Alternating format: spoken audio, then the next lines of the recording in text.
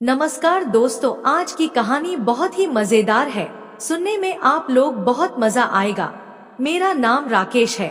मैं नौकरी करने के लिए मैं दिल्ली चला गया। जब वहां गया तो एक जगह मकान बनाने की योजना थी जिसके लिए बिल्डरों से बात चल रही थी। मुझको महज 10,000 पगार मिलती थी, पर बेकार बैठे रहने के बजाय यह भी बुरा ना था। ना जाने कितने लोग दिल्ली मुंबई जैसे बड़े शहरों में मामूली पगार पर काम करने आते हैं, क्योंकि उनके पास और कोई काम नहीं होता। कईयों को तो काफी खराब हालात में रहना पड़ता है, पर मैं संतुष्ट था। रहने को झोपड़ी थी ही, वही कुछ कच्चा पक्का बनाकर खा लेता था। बिजली पानी की सुविधा 24 घंटे थी, जिसका बिल मालिक अदा करता था। कुल मिलाकर मेरी जिंदगी की गाड़ी ठीक ठाक चल रही थी। एक दिन सीमा नाम की लड़की से मेरा परिचय हुआ। धीरे धीरे हम दोनों एक दूसरे से मिलने लगे। सीमा से परिचय होने के बाद तो जिंदगी में कोई कमी ही नहीं रह गई थी। बीच बीच में सीमा मेरे पास आती थी और मेरी रातों को गुलजार कर जाया करती थी। मैं अपनी जिंदगी से काफी संतुष्ट था, खासकर सीमा के आने के बाद से। सीमा समय समय पर मुझसे थोड़े बहुत पैसे लेती रहती थी, पर मुझे इसका जरा भी अफसोस नहीं था, क्योंकि बदले में मुझे सीमा से काफी कुछ मिलता भी था। परेशानी तब हुई जब सीमा की मांग दिन ब दिन बढ़ने लगी। एक दिन तो उसने मुझसे बड़ी मांग कर दी। राकेश, मुझे 1,00,000 रुपए की सख्त जरूरत है। यह उसने मेरे बालों में प्यार से हाथ फेरते हुए कहा।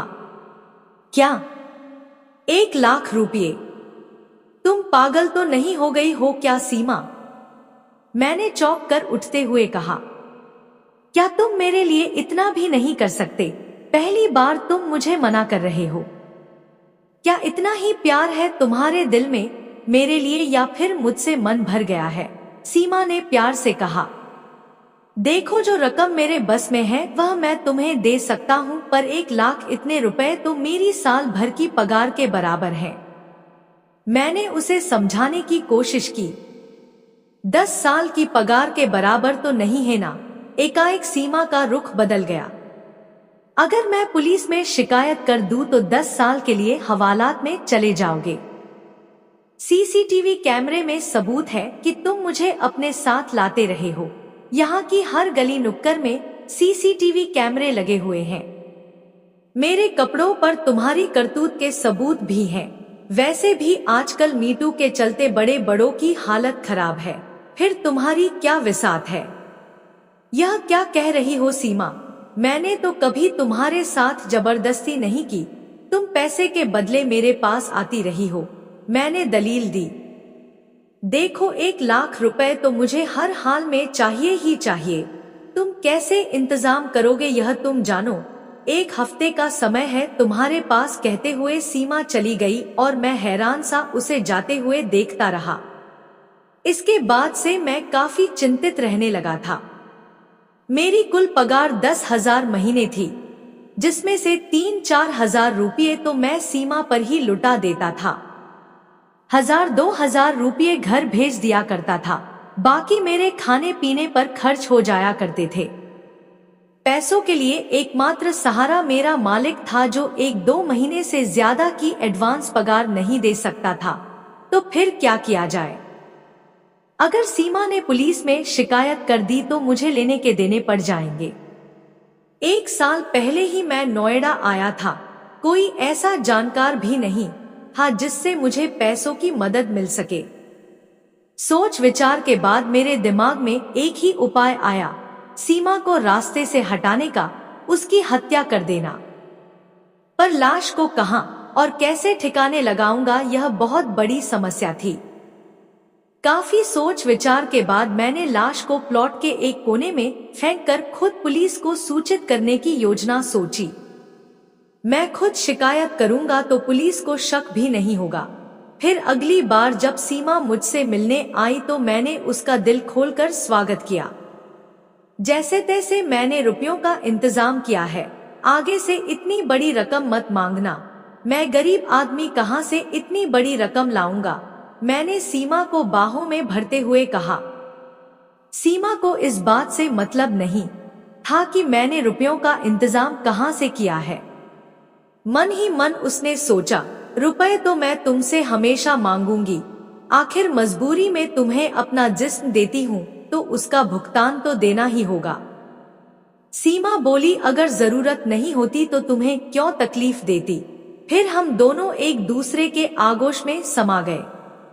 मैं सोच रहा था कि मैं आखिरी बार सीमा के जिस्म को भोग रहा हूँ, इसके बाद तो इसे खत्म कर देना है। इसलिए मैं जमकर उसके बदन का मजा ले रहा था। सीमा सोच रही थी कि आज 1 लाख रुपये लेने के बाद फिर कब उससे रकम मांगनी है।